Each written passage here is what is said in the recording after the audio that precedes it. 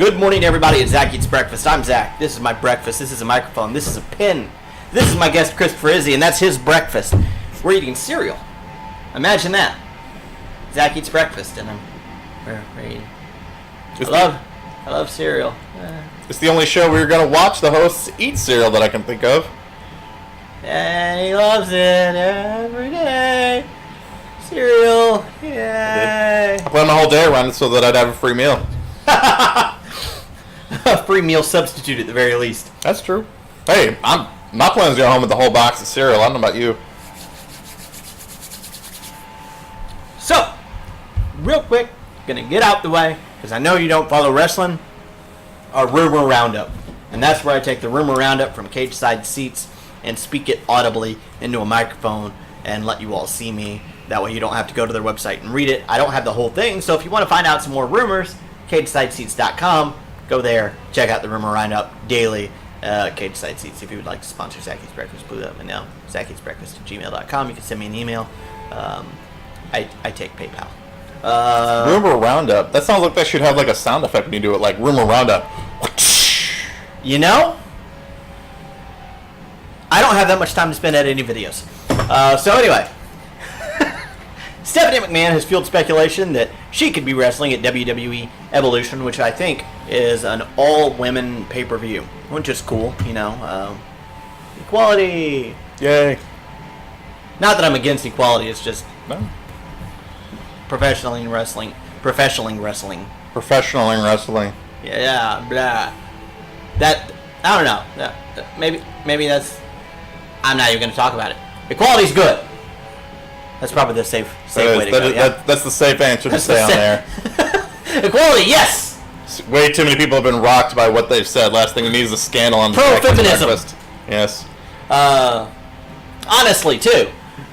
Ticket Drew says that there will be more legends announced for WWE Evolution, including one or more Hall of Famers and the Bella Twins. I should hope that those Hall of Famers include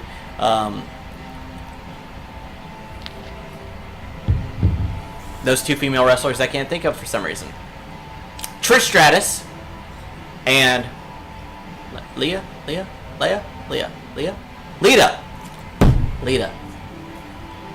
Lordy. The 90s is when I watched wrestling, or late 90s. It's almost like it was hard for you to remember. Yeah. I watch like the pay-per-views now, and that's pretty much it. No, when I watched wrestling, it was back when The Undertaker had his goon squad following him around the entire time. The Ministry? Yes.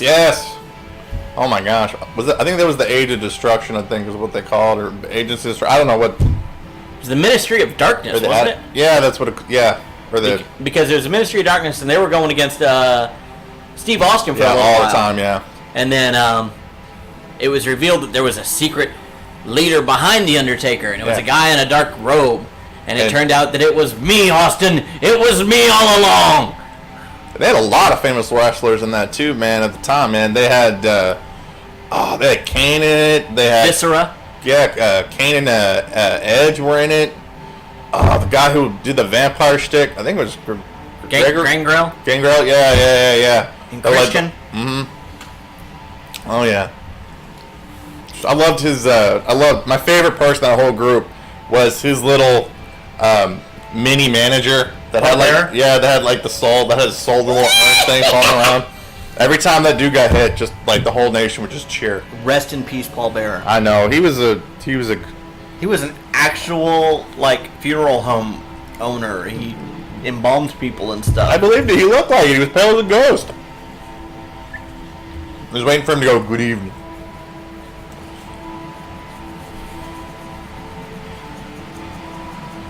They make a soap for that, just so you know. I'm sure they do. I got like metal flakes in my beard working at Toyota. Oh, dude. I think it's like real itchy, and I gotta take a really good shower at the end of the night. You want me to scratch it for you? No, thank you. Good, because I wasn't Your going to do it. wife's gonna watch. I was like, good, because I wasn't going to do it. Man, you're a funny guy. Well, I try to sometimes. You should try to. I do do comedy here and there. Poop jokes. They're the shit. I do. I'm a stand-up comedian, an amateur stand-up comedian here in Evansville. I've been doing it for about... don't sell yourself short. You're a professional stand-up comedian. I shouldn't... Well, no, because I've never been... I don't think I've ever been paid, but I wouldn't sell myself short because I'm like 6'3", so... I'm a tall dude, so... But in Indiana, I'm average. 5'9" is... 5'9" to 5'11" is average in Indiana. In most countries, I'm a giant. You ever been to India? No, not... The Windy City of India? The Windy City of India. No, I've never been there. Should I cite jokes if I steal somebody's joke? I feel like I should cite jokes. Well, they always say there's no such thing as an original joke. Like, I think the Windy City of India is probably pretty original. I probably have never heard that. Yeah, you may be right. Cite the amazing Jonathan. Mm-hmm. But, I've been doing stand-up comedy here in Evansville for about 2 years now. Yes, and I got my start at EvilCon, the anime convention here in Evansville a few years ago. That's funny. I feel like I've seen you at it. I know. On anime convention. Some of your viewers may have seen me because that was the last time I was on your show back in March. I believe it was in March. The last time I was on your show. It was. You were on the show. I was. At EvilCon. Yes, I think part of the show. March. Where part of your show got cut off. Yes. But not the best part. The part that I was on. Yes, the second best part with the elevator music. Yes. Which is probably good, because that was probably copywritten elevator music anyway. Probably. And I could have gotten in trouble for that. YouTube or Facebook would have been like, hey, you got copyright stuff. Like, take it down. Not having none of this. Facebook don't joke. No, they don't. Neither does YouTube. You get one strike, you can only have less than 15-minute videos. Oh Lord. Yeah, they don't play with that. But yeah, I've been doing stand-up since I did well there at EvilCon here at Evansville, and I've done a few shows around town, and it's been a lot of fun. I'm sure you got a show coming up soon too. I sure do. August 3rd here in Evansville at someplace else. Yeah, I see it. At someplace else at 7:30. 7:30 on August 3rd. That's a Friday. And then there's a stand-up competition. There is, yes. The following Tuesday. At Kya Brewing. At CYO Brewing. I'm sorry, CYO Brewing. Oh, yeah. Yes. CYO Brewing. Yes. I smushed it all together and came out with Brewing. Yeah, they're gonna. It's next Tuesday. I think it's at 7:30 at CY Brewing in Owensboro. They're having a stand-up competition there, and they were looking for people, so I sent them a thing, and they were all about it. So I'm gonna go. They were like, "This guy's funny." Yes. And I think they said, "Oh, this guy wanted to come," but yeah. But it was fun. But I'm gonna go and I'm gonna represent Evansville. They told me nobody else from Evansville was coming, so it was squad. I am. Well, I'm gonna try and do my best. Throw up all them Evansville gang signs. Cereal. I can't have meth on your show to do that. That YouTube frowns upon drug paraphernalia. Yeah, it'd be like cereal with meth. YouTube frowns upon that. From their content creators. I'm just helping you out here and letting you know that. So what you're saying is don't have drugs on my show. That's probably smart. I didn't plan on it. Some cereal is pretty close to drugs, though. Yeah.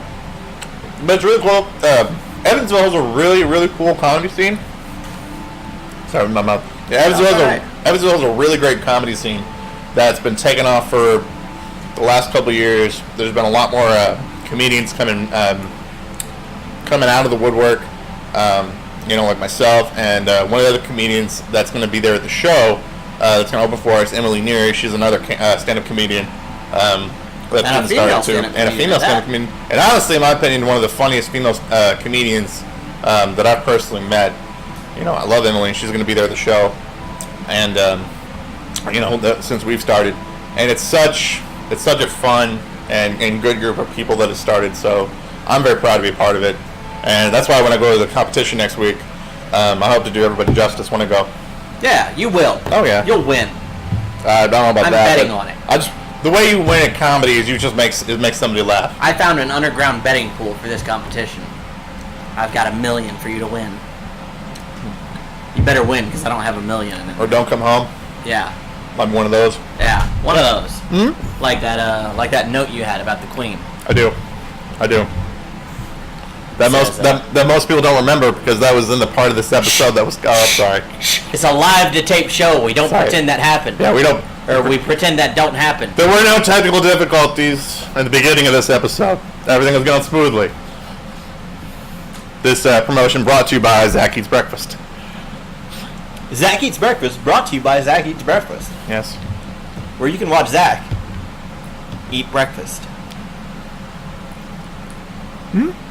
So other than that, I know a lot of people consider funny to be one side of a scale, Yep. and the other side of the scale to be soap operas.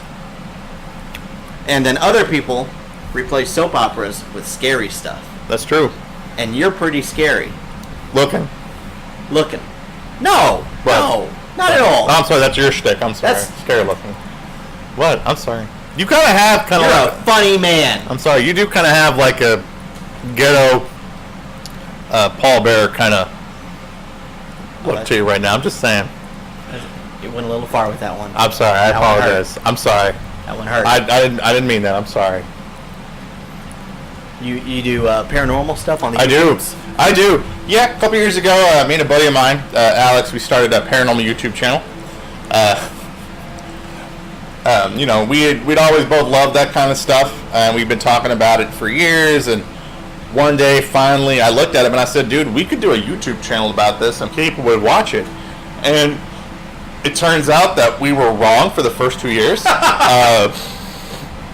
We found that out right away, that it's very difficult to get a following, but with the persistence and whatnot, we've done really well. We just finished our 3rd season on our show. Yeah, if you guys want to check it out, it's One Candle Society. I forgot to say the name of it. We do Candle Society. because that was all that we could afford when we started it. We started it, kind of when we were broke, so we could only afford So the you one filmed candle. it on one candle. We did with one candle, and we do a weekly show every week where we put out videos. We take something in the paranormal and we talk about it. Each week. We just wrapped up our 3rd season. Do you go visit haunted places? We have a couple times. We did. We found out most people don't care whenever we do that. They'll send you some of our lowest viewed stuff.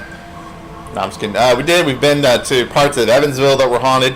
We've been to Scales Lake up here in Evansville, which supposedly had its own ghost story about this woman who would run in front of cars in like this black dress with this black veil. She'd run in front of cars, jump on their hoods, run around on this particular street. We didn't see that. We saw a lot of sketchy homeless guys. One guy in particular that we wore a black dress and he had a black veil. No, he had kind of a visage. We kind of called him Hobo Steve. And normally when you go out on these investigations with your buddies or whatever, when you're drunk, you typically get out and wander around. We chose not to do that because of some of the other denizens of the road that we were on at the time. We didn't have any money. He didn't know that. We didn't want him to find out and make him upset in that particular incident. But yeah, we did. It's been a real cool thing. If you guys are interested in that, I totally recommend you guys check that out. We'll link that in the description below. Thank you People can just so click much. on that and go check that out. And then you can post a link to this and some of your descriptions. And it was funny because when we first started that too, I have a pen name on there. I go by Marcus D when I'm on there. Yeah, for the first 4 years, and most people, whenever they sent it to that, they didn't know who I was on the thing until they heard my awful voice. But and they're like, "Oh, that sounds like you." Yeah, like I wondered where I sound that nasally, awful monotone voice.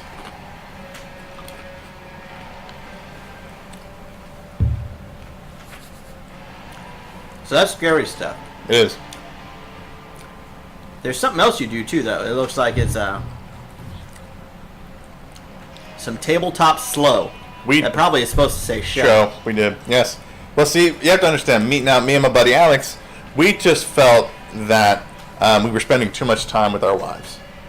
So Makes sense. yeah, no. So our remedy to this was we decided we were going to start our own tabletop gaming channel. All right. Yes, since we had done so well with. So like Yahtzee. Yes, because we had seen paranormal YouTube channel had done really well. We said a tabletop gaming channel because those are like the same thing, almost. Kind of. They both have what? They both have ghosts, right? I was gonna say they both have vowels, but okay. Little further of a stretch, but yeah. So we a couple weeks ago we just started the channel. Mm-hmm. We did, and we just started. My buddy Alex, he is running a Pathfinder game. Mm-hmm. If you don't know what that is, it's kind of like before it kind of sucked. Like it went through a very sucky phase. If you've ever played it, you know. Mm-hmm. So He decided to do a Pathfinder, and he's a phenomenal storyteller. You know, he really is. If you guys yourselves are storytellers or dungeon masters or anything, and you guys are looking for a good model of how to do that type of thing, Alex in our campaign, he does such a phenomenal job making you feel so immersed in a world. So if you're looking for a way to figure out how to do that for your players, this is a guy to watch. You will find that. And if you just want a good laugh, I'm one of the characters on the show, and I play one of the I play a bumbling town drunk. So, with Pathfinder, you know, that other thing. That other thing. I'm 100% going to censor out those words. Wizards is very finicky with their... That was my bad. It's all right. It's all right. That happens. Mm-hmm. I do the same thing when people curse with that one word YouTube doesn't like. Mm-hmm. You got to roll for a lot of things. You do. You got like a dice. Mm-hmm. You got to roll for things. So I'm curious. Oh. Like what could I roll for on this show if I wanted to make you think that cereal was worms? Was worms? That would be a diplomacy check in Pathfinder, probably. Mm-hmm. Mm-hmm.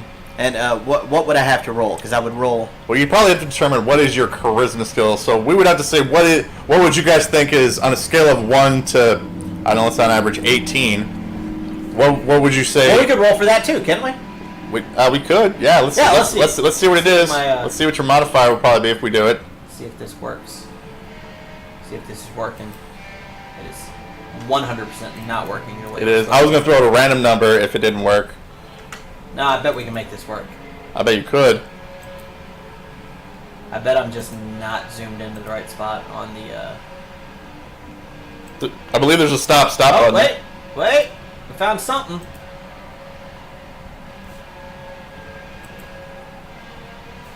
It's not that. Would you like me to pull one up on my phone? Just here at Zacky's Breakfast, we have no technical difficulties. It's definitely working before. Now this technique, I can roll with this one. We can make this work. Oh, okay. I see what you're doing. Okay. You're going to put it actually on the screen so that the viewers can watch. Yes. Oh, that's phenomenal.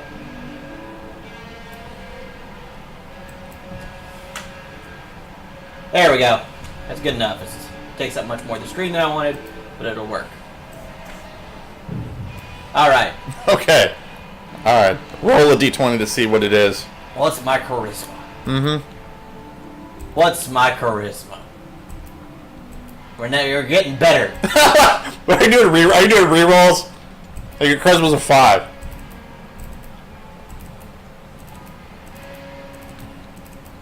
Are you just rolling till you get what you want? There we go. Hey, look at that. I got an 18. Oh, that's fantastic. Hey. It's like just roll until you get what you want. We've never had players in any games like that. I wonder what that's like. Chris, you're eating worms.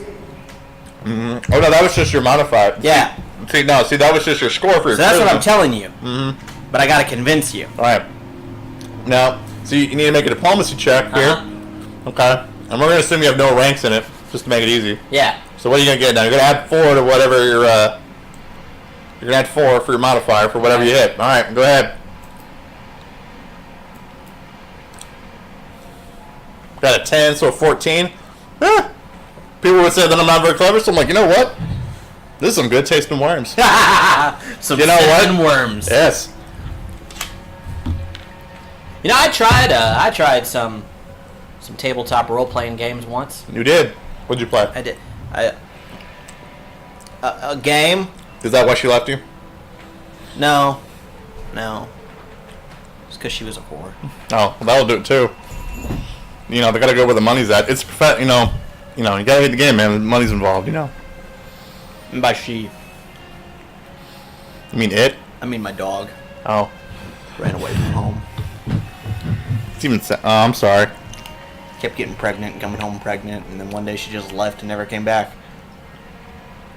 So, I mean, that's the assumption. Well, obviously, she was getting it better somewhere else. So. Obviously. She wanted me to do a job I was not going to do. Yeah. Some people are into that, from what I hear. Not me. Yeah. Not me. So if you guys are into something like that, I totally think you should check out the channel. The tabletop gaming. Yes, not Zach, not dogs. No. Yeah. Should probably do a disclaimer there, like Flash. Like, don't do that. Don't dogs. Yep. Or various other animals. Good advice. Good advice. Good life advice for some people. Oh Lord.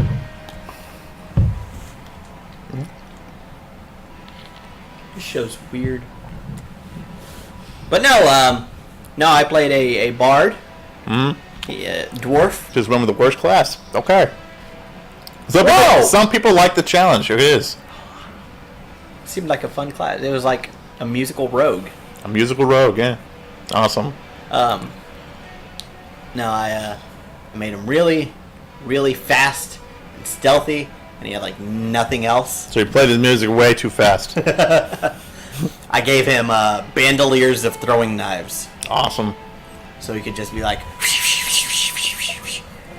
I'll tell you what, the one type of a game that I've always wanted to play, and if you guys feel free to steal this idea, an actual whole player group of chess bards. That's all you do, and everybody plays a different instrument, and you're a band. And you just travel around the land, trying to become famous. Or I pitched that. I want to say that we pitched that idea to my buddy Alex. Is the thing, but he didn't go for it. Or you could be a band that goes around stealing things, and you could be a band of thieves. Ah, that's clever. I was playing words. How's that working out for you?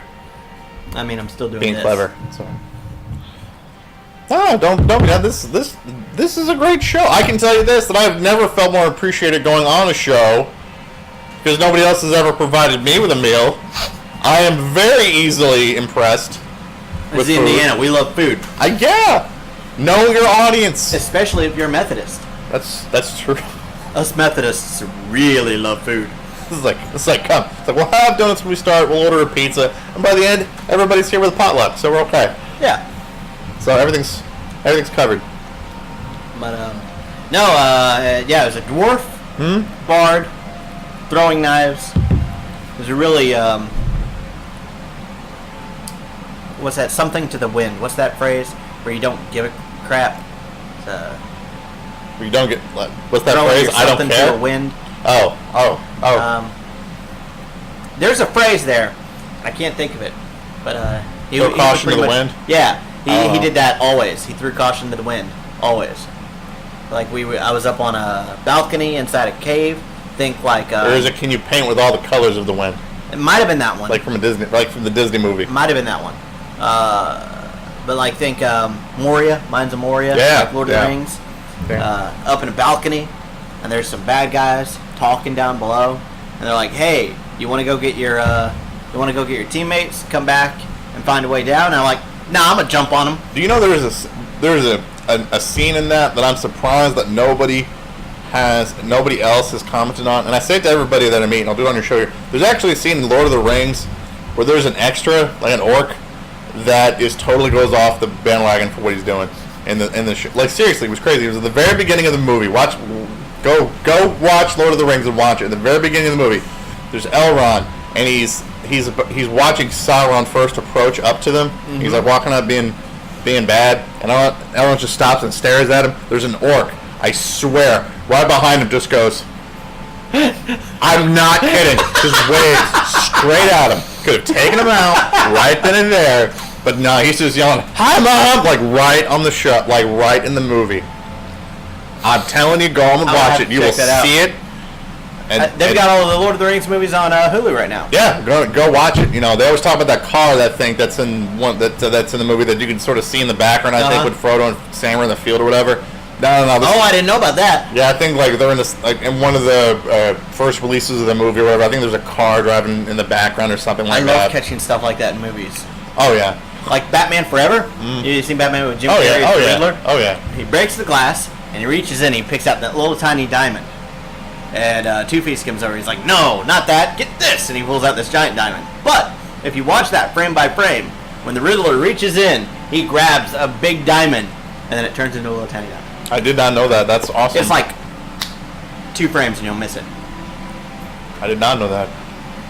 I don't know really how I caught that. I think I just happened to like slow-mo play my DVD player at that point. See, you guys learn stuff watching the show. It's not useful stuff, but you learn stuff. Hey, you might be able to impress somebody. Jim Carrey? Maybe. Peter Jackson? Let them know that we caught mistakes in their movies. I'm sure they love hearing that. Nothing makes a content creator feel better than, hey, here's where you screwed up. I point most of that out on my own show. You ain't got to tell me. That's good. Like, but I think that you left that dice up. Did you leave the dice up on the thing? No.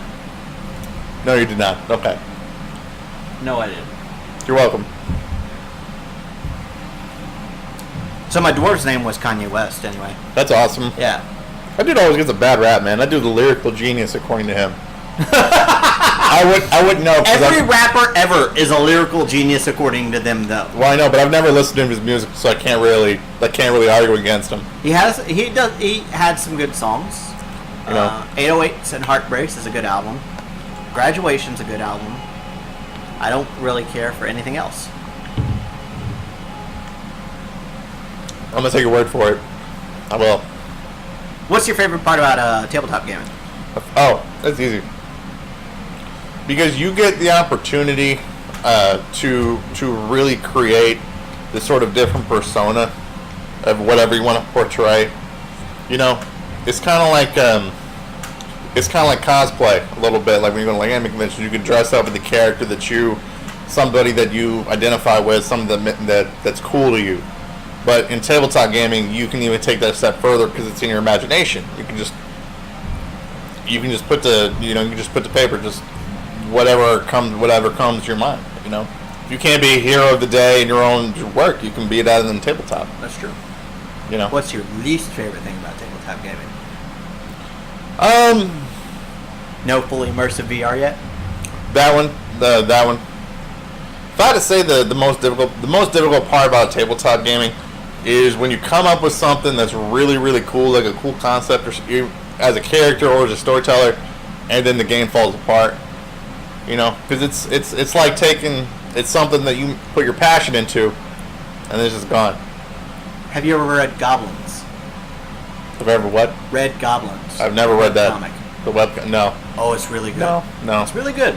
It's about some goblins. I suspected that. I did. And it's about some other people too, but that's one of the main focus groups. But mostly goblins. Is goblins. Gotcha. And they get attacked by these player characters, and they fight most of them off for the most part. But then they decided at the end of it all, they're going to take on player character roles. Oh, that's awesome. So like one of them becomes barbarian, I think. Mm. One of them becomes one of those really good guys. Paladin. Yes. One of them becomes a monk. And one of them takes 1/12 of a level in 12 different 12 different classes. I'm everything. I'm the MacGuffin. I'm whatever I need to be. Well, he can't do anything really because he's only got a 12th of a level in each class. And everything. You know what I've always wanted to do? I've always wanted to build a board game where design a board game where the concept of it is it's you and your buddy who are monsters who are just hiding out in your house, and all of a sudden these dudes break into your house, and so you try to grab your stuff and escape before these guys get you. Have you ever played Boss Monster or Monster Boss? No. Is it that? Because then I'd feel really, really sad. Not quite that, but it's a similar concept. Like, you play like the boss creature in what would more or less be a video game. But it's linear. And you build a dungeon leading up to you. No, I think I've had friends that have played that because it sounds familiar it's fun. to me now. I played it for the first time at OMG Con. That's awesome. Because I went with my buddies from Mythmaker. If I was going to design one, you know what I would do? I would take away the door, like in Sims. Like once the players got in, now they don't have a door anymore.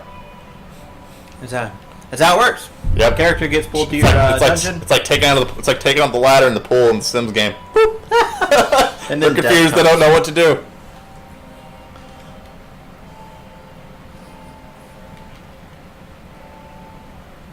I was going to say something.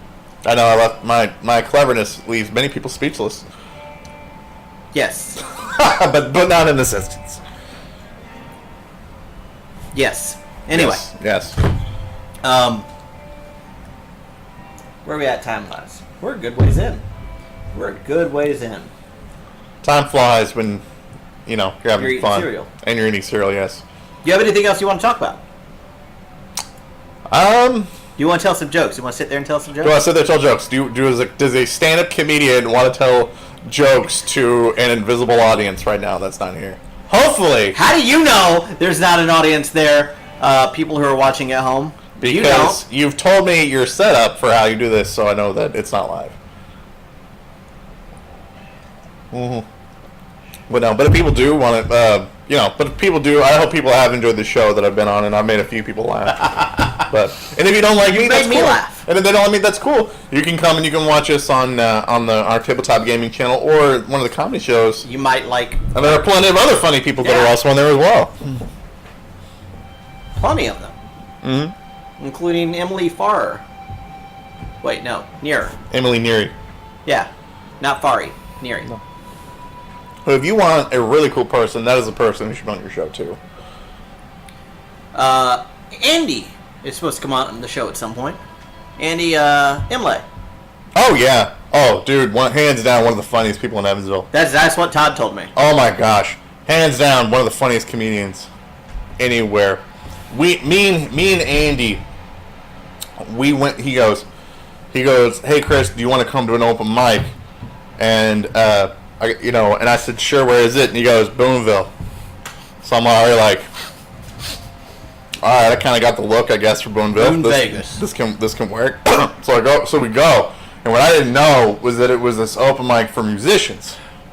Which, if you don't know, musicians and comedians. Not exactly the same set, but anyway, it was real fun. So we're like, we'll go. The comedians we'll go first, and I'm like, all right, well I'll go first. And there's only going to be 2 musicians ahead of us. The lady was hosting, who did a great job, and then this other guy, who I said, oh, that's awesome. So the lady who hosts gets up and goes, and then the first guy who's supposed to go with the first guy is actually this professional musician from out of town who gets up and just starts shredding. I mean, this dude is lighting up his guitar. He is rocking this place. And I'm the guy that's supposed to follow this. I was like, wow. So I'm like looking at Andy going like, wow, like what did you get me involved in, man? So I'm like, so I'm freaking out. So finally the guy's done. Everybody's applauding. They're like whooping, hollering. And I'm just like, man, it's my turn. So I get up there, and they're all like, hey, everybody, it's Chris Izzi, give it up for him. And I'm like, no, give it up for that guy, because he deserves an applause. I felt bad, because you're this great musician, and now you got a guy who looks like a Cabbage Patch Kid who failed out of high school. But it was okay, and had a lot of fun, and people seem to like it. But no, Andy's a great guy, and definitely a person you should have on your show. Actually, any comedian out of Evansville you would do really well with. Your buddy Chris was on the show. Nobody has seen that episode because that's the Mysterious Lost. There's actually a Mysterious Lost episode. Zach Eats Breakfast. Like straight out of the Twilight Zone. Yes. Jinx, you said it. But I'm broke. I'm a comedian, dude. I don't make no money. Too bad. You owe me a soda. You don't have to get me like a fancy PG soda though. Here's a water. Which, by the way, that's where we are. PG here in Evansville. One of the greatest art gallery, music venue, cafes, brunch stops in town. It is, and you guys should check it out. Yes. They do a lot of live band shows here. A lot of my music guys, I always like point them out to this place. Like any genre you can think of, it's been here. Absolutely. And hardcore show last night, hip hop show tomorrow and Friday. And they do an open mic, it's not like once a month. It's kind of like whenever they feel about it. That's what's really cool about the PG open mic. It's like literally it's like 6 hours beforehand. Like everybody spreads it like wildfire. There's there's an open mic at PG, and like everybody goes. The experimental open mic. Yeah, I love the experimental. And you get musicians, you get poets, guys attempting to do comedy. And then you get Chris. I was more on the attempting to do comedy. I thought that was part, me. But it's great. It is. You know, it's PG is a great place. You know, I think it's a great focal point for, I think, a lot of the creative minds in Evansville. It is probably my favorite small business in Evansville. I haven't had a favorite small business in Evansville in several years, because there used to be a place over on Main Street called Abbey Road Coffee House. I remember that. That was my favorite small business in Evansville for a little while. I remember that. I still have my shirt from there. It says, "Everybody must get sconed." And it has a picture of one of her amazing scones that she made. Mm-hmm. Oh, they were so good. Blueberry. Mm-hmm. Oh, I love blueberries. You love blueberries? I do love blueberries. They're a superfood. Most people don't know that. There's no such thing as superfood.